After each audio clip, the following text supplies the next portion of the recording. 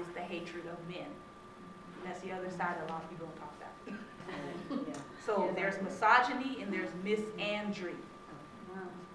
Okay? And there's also a new term they've coined called misogynoir. N-O-I-R on the end, which is specifically the hatred that's directed towards black women. I don't know if you all are familiar with the lady who played in the Ghostbuster movie, the black lady. And there was lots of stuff being said about her online to the point where she was like feeling suicidal, and she had taken a break off of line, but it was all related to her skin color, and they were calling her apes and just the whole piece. That would be an example of misogynoir, that they were attacking her specifically because she was a black woman playing in a non-traditional role in a movie. Does anybody else have any other comments? I mean, that was a powerful segment. She said lots of really good things. The need to recognize third world problems versus first world problems. I mean, some of our problems is like, wait a minute, they can't even drive a car? What you mean? They can't leave their house unless there's a man with them, even if it's their son. Their son is considered more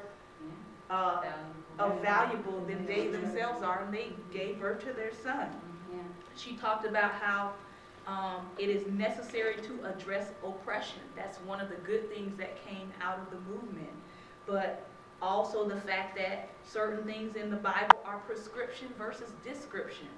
I give the example all the time when people, you see things in the Bible like so-and-so lied or so-and-so deceived the king about who his wife was, right? That doesn't mean that God approved of the lie. It just means it was recorded, you know?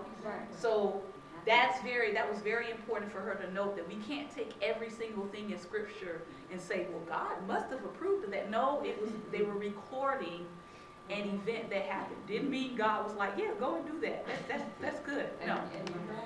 So we are going to move on to our last video, and then we'll make sure we have time for the scripture breakdown that I wanted to give you all. This is called Violence Against Women, It's a Men's Issue by Jackson Katz.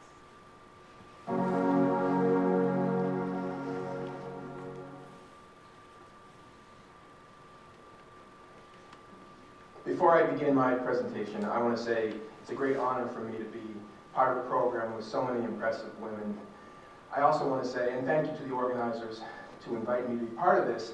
It's important that I say, and that men say, when we do the work that we do, and especially in the field of gender violence prevention that I'm going to talk with you about this morning, it's important that we acknowledge that the growing movement of men in the United States, in a multicultural sense, and all around the world in an international sense, the growing movement of men who are standing up and speaking out about men's violence against women and going into parts of male culture that have historically been either apathetic about or openly hostile to women's efforts to engage them. That movement of men is indebted to the leadership of women on a personal level, on a professional level, on a political level, on an intellectual level, on every level. Women built these movements, and these are movements that are affecting, in a positive way, everybody, not just women and girls, but also men and boys.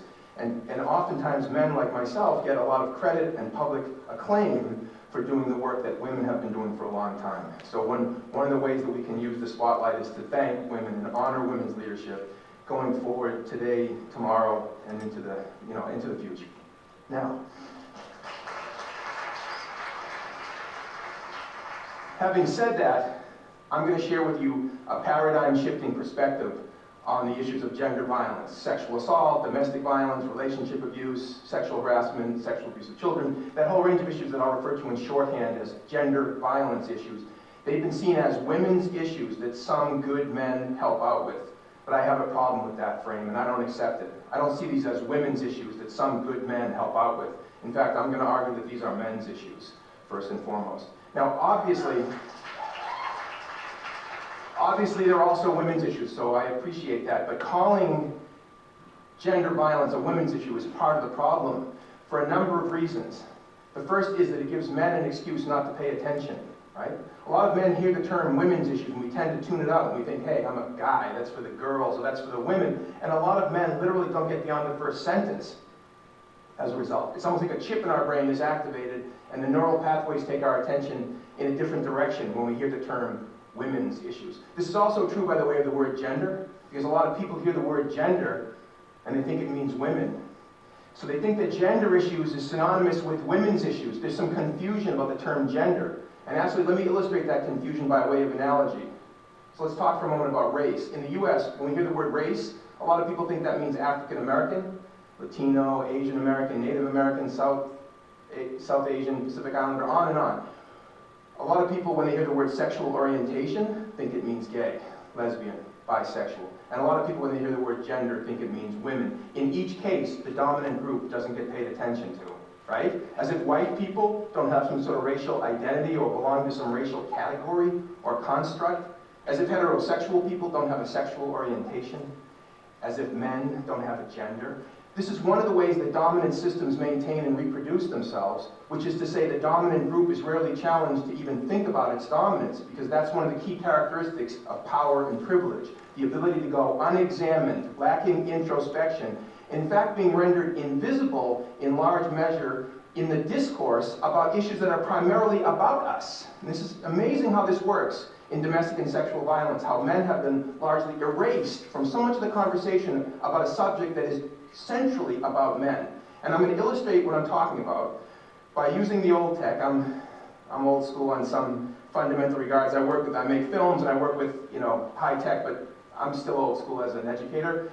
And I want to share with you this exercise that illustrates on the sentence structure level how the way that we think, literally the way that we use language, conspires to keep our attention off of men. This is about domestic violence in particular, but you can plug in other analogs. This comes from the work of the feminist linguist Julia Penelope. It starts with a very basic English sentence. John beat Mary. That's a good English sentence. John is the subject, beat is the verb, Mary is the object. Good sentence. Now we're going to move to the second sentence, which says the same thing in the passive voice. Mary was beaten by John. And now a whole lot has happened in one sentence. We've gone from John beat Mary to Mary was beaten by John. We've shifted our focus in one sentence from John to Mary. And you can see John is very close to the end of the sentence, well, close to dropping off the map of our psychic plane. The third sentence, John is dropped, and we have Mary was beaten, and now it's all about Mary. We're not even thinking about John, it's totally focused on Mary. Over the past generation, the term we've used synonymous with beaten is battered, so we have Mary was battered. And the final sentence in this sequence, flowing from the others, is Mary is a battered woman. So now Mary's very identity, Mary is a battered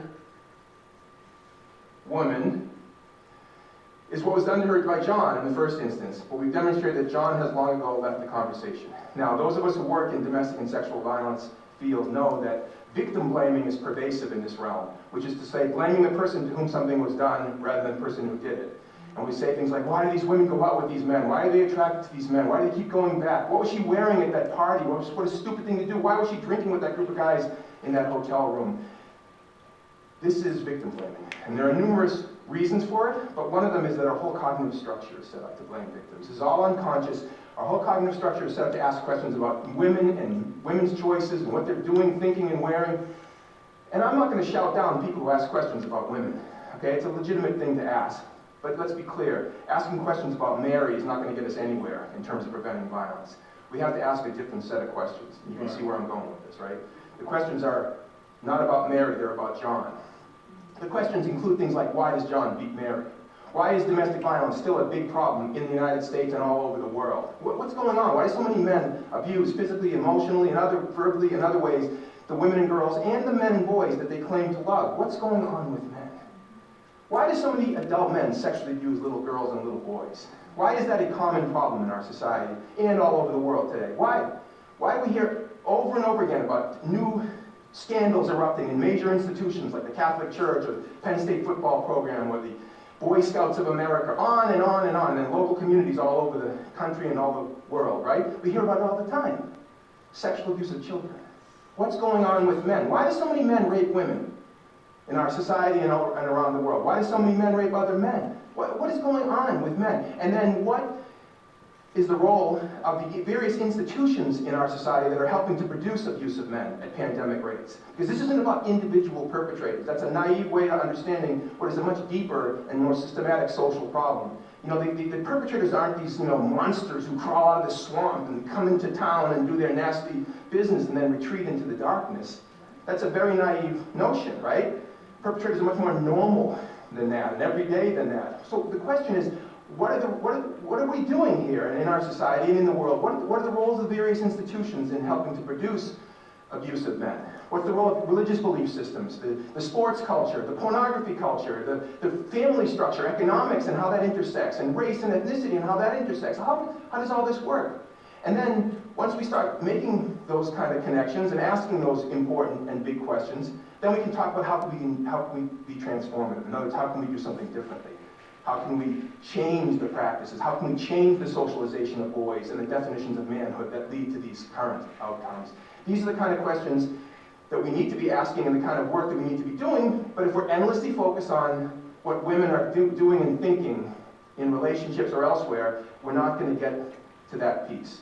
Now, I understand that a lot of women who have been trying to speak out about these issues today and yesterday and for years and years often get shouted down for their efforts. They get called nasty names like male basher and man hater and the disgusting and offensive feminazi, right? And you know what all this is about? It's called kill the messenger. It's because the women who are standing up and speaking out for themselves and for other women, as well as for men and boys, it's a statement to them to sit down and shut up. Keep the current system in place, because we don't like it when people rock the boat. We don't like it when people challenge our power. You better sit down and shut up, basically. And thank goodness that women haven't done that. Thank goodness that we live in a world where there's so much women's leadership that can counteract that. But one of the powerful roles that men can play in this work is that we can say some things that sometimes women can't say, or better yet, we can be heard saying some things that women often can't be heard saying.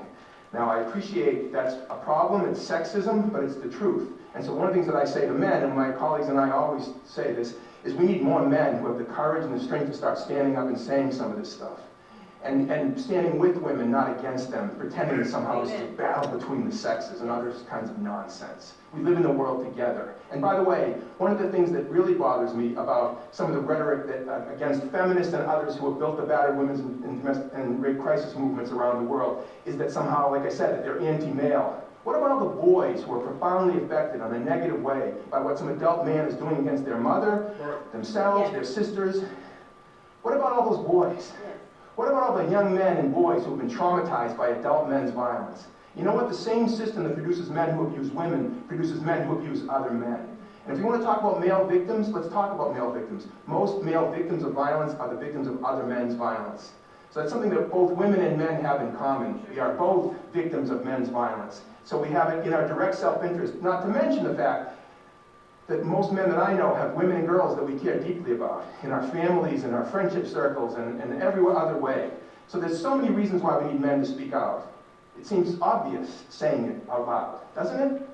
Now, the nature of the work that I do and my colleagues do in the sports culture, in the US military, in schools, we pioneered this approach called the bystander approach to gender violence prevention. And I just want to give you the highlights of the bystander approach because it's a big sort of thematic shift, although there's lots of particulars. But the heart of it is, instead of seeing men as perpetrators, women as victims, or women as perpetrators, men as victims, or any combination in there, I'm using the gender binary. I know there's more than men and women, there's more than male and female. And there are women who are perpetrators, and there, of course there are men who are victims. There's a whole spectrum. But instead of seeing it in the binary fashion, we focus on all of us as what we call bystanders. And a bystander is defined as anybody who is not a perpetrator or a victim in a given situation. So in other words, friends, teammates, colleagues, co-workers, family members, those of us who are not directly involved in a dyad of abuse, but we are embedded in social, family, work, school, and other peer culture relationships with people who might be in that situation. What do we do? How do we speak up? How do we challenge our friends? How do we support our friends? But how do we not remain silent in the face of abuse? Now, when it comes to men and male culture, the goal is to get men who are not abusive to challenge men who are. And when I say abusive, I don't mean just men who are beating women. We're not just saying that a man whose friend is abusing his girlfriend needs to stop the guy at the moment of attack. I mean, that's a naive way of creating a social change. It's along a continuum we're trying to get men to interrupt each other. So for example, if you're a guy and you're in a group of guys playing poker, talking, hanging out, no women present, and another guy says something sexist or degrading or harassing about women, instead of laughing along or pretending you didn't hear it, we need men to say, hey, that's not funny. It could be my sister you're talking about, and can you joke about something else? Or can you talk about something else? I don't appreciate that kind of talk. Just like if you're a white person and another white person makes a racist comment, you'd hope, I hope, that white people would interrupt that racist enactment by a fellow white person. Just like with heterosexism, if you're a heterosexual person and you yourself don't enact harassing or abusive behaviors towards people of varying sexual orientations, if you don't say something in the face of other heterosexual people doing that, then in a sense, isn't your silence a form of consent and complicity? Well, the bystander approach is trying to give people tools to interrupt that process and to speak up and to create a peer culture climate where the abusive behavior will be seen as unacceptable, not just because it's illegal, but because it's wrong and unacceptable in the peer culture. And if we can get to the place where men who act out in sexist ways will lose status, young men and boys who act out in sexist and harassing ways towards girls and women, as well as towards other boys and men, will lose status as a result of it, guess what? We'll see a radical diminution of the abuse. Because the typical perpetrator is not sick and twisted, he's a normal guy in every other way, isn't he? Now, among the many great things that Martin Luther King said in his short life was, in the end, what will hurt the most is not the words of our enemies, but the silence of our friends. In the end, what will hurt the most is not the words of our enemies, but the silence of our friends. There's been an awful lot of silence in male culture about this ongoing tragedy of men's violence against women and children, hasn't there? There's been an awful lot of silence. And all I'm saying is that we need to break that silence, and we need more men to do that. Now, it's easier said than done, because I'm saying it now, but I'm telling you, it's not easy in male culture for guys to challenge each other, which is one of the reasons why part of the paradigm shift that has to happen is not just understanding these issues as men's issues, but they're also leadership issues for men. Because ultimately, the responsibility for taking a stand on these issues should not fall on the shoulder of little boys or teenage boys in high school or college men. It should be on adult men with power. Adult men with power are the ones we need to be holding accountable for being leaders on these issues. Because when somebody speaks up in a peer culture and challenges and interrupts, he or she is being a leader, really, right? But on a big scale, we need more adult men with power to start prioritizing these issues. And we haven't seen that yet, have we? Now, I was at a dinner a number of years ago, and I work extensively with the U.S. military, all the services. And I was at this dinner, and this woman said to me, I think she thought she was a little clever, she said, so how long have you been doing sensitivity training with the Marines? And I said, with all due respect, I don't do sensitivity training with the Marines.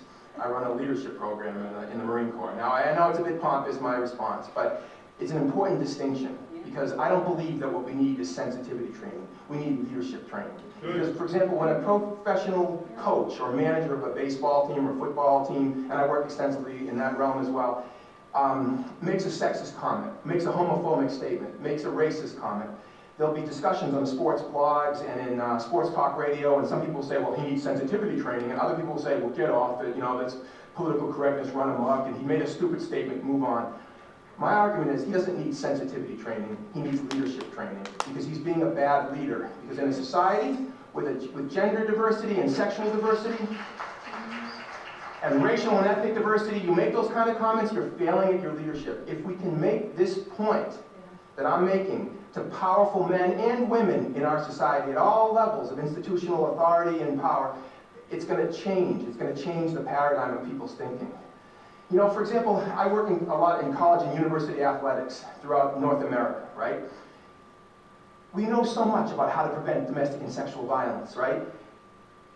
There's no excuse for a college or university to not have domestic and sexual violence prevention training mandated for all student athletes, coaches, and administrators as part of their educational process. We know enough to know that we can easily do that, but you know what's missing? The leadership. But it's not the leadership of student athletes, it's the leadership of the athletic director, the president of the university, the people in charge who make decisions about resources, and who make decisions about priorities in the institutional settings, right? That's a failure, in most cases, of men's leadership. Look at Penn State.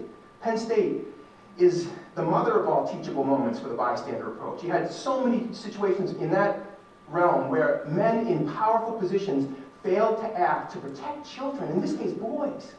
It's unbelievable, really. But when you get into it, you realize there are pressures on men. There are constraints within peer cultures on men, which is why we need to encourage men to break through those pressures. And one of the ways to do that is to say there's an awful lot of men who care deeply about these issues. I know this. I work with men, and I've been working with tens of thousands, hundreds of thousands of men for many, many decades now. It's scary when you think about it, how many years. But there's so many men who care deeply about these issues, but caring deeply is not enough. We need more men with the guts, with the courage, with the strength, with the moral integrity to break our complicit silence and challenge each other and stand with women, not against them. By the way, we owe it to women, there's no question about it, but we also owe it to our sons. We also owe it to young men who are growing up all over the world in situations where they didn't make the choice to be a man in a culture that tells them that manhood is a certain way. They didn't make the choice. We that have a choice have an opportunity and a responsibility to them as well. I hope that going forward, men and women working together can begin the change and the transformation that will happen so that future generations won't have the level of tragedy that we deal with on a daily basis. I know we can do it. We can do better. Thank you very much.